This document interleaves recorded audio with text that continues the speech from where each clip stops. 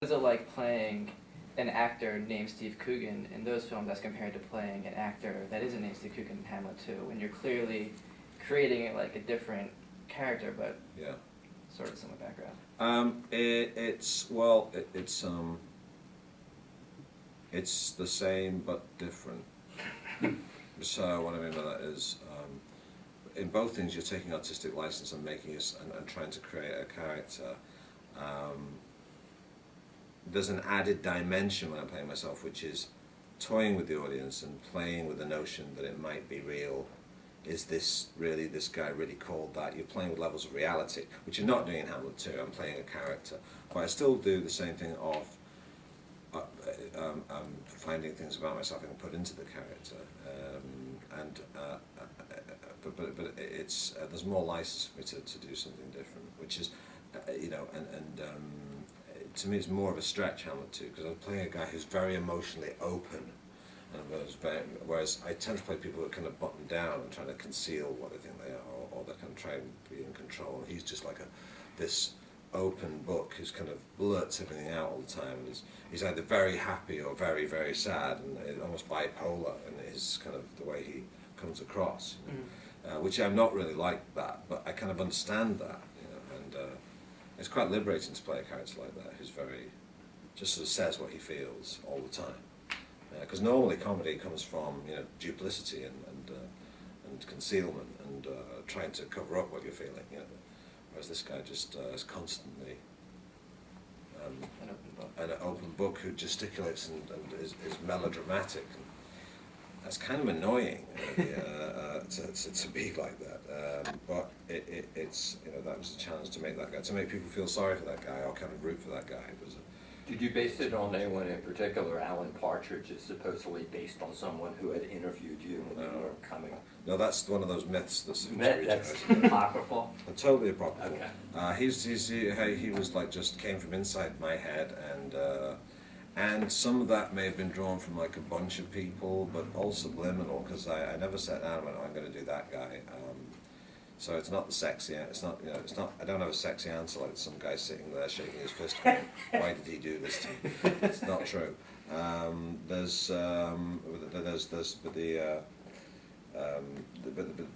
Dana is there's a lot of it was on the page. Some of it was. I mean, a tiny bit of it was the director, Andy Fleming, but he wrote it, so his personality's in there a little bit. And some of it was people I have known. There's a kind of that emotional, self-analytical, self-absorption is something you find in a lot of people in California. How do you feel American sense of humor and audience expectations are different than in England? And how have you had to adjust to? I think there are little differences, but they're becoming less and less as time goes on with communication and the internet and the way we all consume the same things. But there are little differences. There's still residue of that. I think it's overstated though. We've got a lot more in common in terms of sense of humor with our American cousins than we have with our European neighbours, who are like geographically only a stone's throw away, but because we consume the same pop culture as Americans, we have this immediate familiarity that's with them. So there's not a great deal of difference, but I think there's certain things like I think Americans like success and like even like the funny people in the movies to kind of be materially successful, whereas I think the British generally like failures, and there's a more sadistic kind of element to British humour, I think, which is they celebrate failure more. That's a question actually I had. How your career differs here from it does in the UK. I mean, you're a household name over there, and it's like because of your work on television and just your stand-up and all that. I mean, you're very popular over there, and here yet you're still relatively less known, but you're still in feature films. So how is that different? Like, how is it that you're able to do what you do in the UK yet you're still not here the way you are there? Well, to me, they both have benefits and they both have drawbacks. The benefit of me being established in the UK is that I have quite a secure career. I'm kind of part of the furniture there. The downside is there are preconceptions about me that means I don't have opportunities to break out of the way I'm perceived. Over here, I'm not a household name. I can't get ideas off the ground unless with a lot of hard work, convincing people to sort of to go with me. It has to be, the work I tend to get tends to be with other very established people or independent movies. So that's kind of that's a little bit of a constraint. But the upside for me is that there's no preconceptions about me here, so I can kind of like, as long as the work I do get, I can more or less do. I have a great deal of creative freedom that for this part, Hamlet 2, I would never have been offered a role like this in Britain in the month of Sundays. It just wouldn't happen, and so I'm able to reinvent myself to some extent of it. So the two are kind of very good. I hope I want to be able to sort of establish myself more here, but I can afford to be adventurous in the choices I make, because my livelihood doesn't rest on making on breaking through here. So speaking of taking risks, you're going to be doing stand-up again? Yeah, I'm doing. What inspires that? And what inspires how long that? has it been since? 10 years since I did it. I mean, I did a big tour. When I do stand-up, it's kind of it's a sort of, I do about 5 or 6 characters in a live show where I have a live band and I have dancers and I have a big screen. It's a big show, and I have supporting artists on stage with me doing little sketches in between me doing my act. But I did a big tour 10 years ago, which was very successful. Was that all in England? It was all in England. And this one is? This is going to be the same. I might take someone to Ireland. I might go to Australia. I might come to the US. I don't know, but I'm definitely doing the United Kingdom. And the reason I'm doing it is because I've not done it for 10 years, and I miss that feeling of that immediate contact with the audience, where there's no middleman. You get instant feedback, and I've not done it for a while, and it's hard. And I sometimes, it's been so long since I've done it, I started to question whether I'd actually done it at all, or whether it was just some memory that I'd invented, and I'd look at the tapes and think, shit, I really did that, but I sort of want to prove it to myself that I can still do it. It's kind of like, I've become slightly kind of neurotic about whether I'm actually capable of doing what I did all those years ago. So I have to kind of go out there and just prove to myself I can still do it, and that scares me, because I think I might not be able to do it. So it's kind of, but like I say, all those things that scare you, they stop you becoming lazy and complacent, because I've either got to pull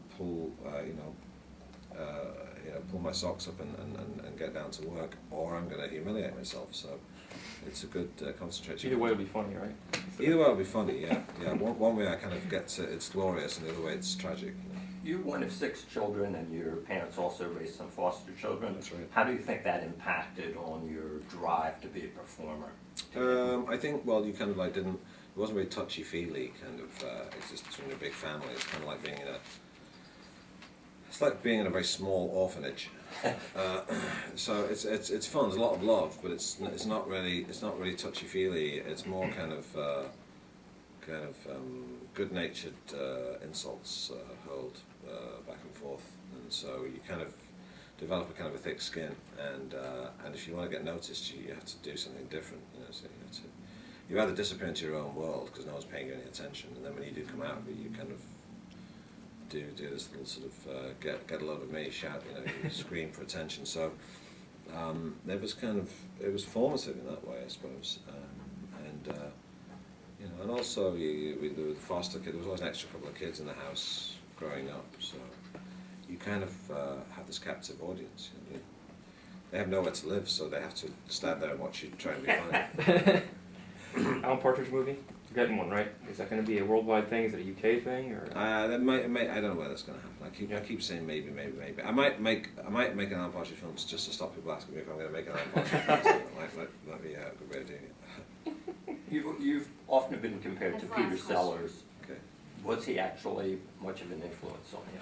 He was a little bit of an influence on me, certainly. Who was more of an influence? Who was more of an influence? I'd say Monty Python, John Cleese, 40 Towers. Although I did like, I loved what Peter Sellers did in those early movies in the 60s, the stuff he did with Stanley Kubrick, and some of the stuff he did in England, the Ealing comedies he was in. He was someone that, I admired him as a character actor, very funny guy, but he was also very troubled and a bit, he was a very tormented man. I like to think I'm a little more grounded than he is.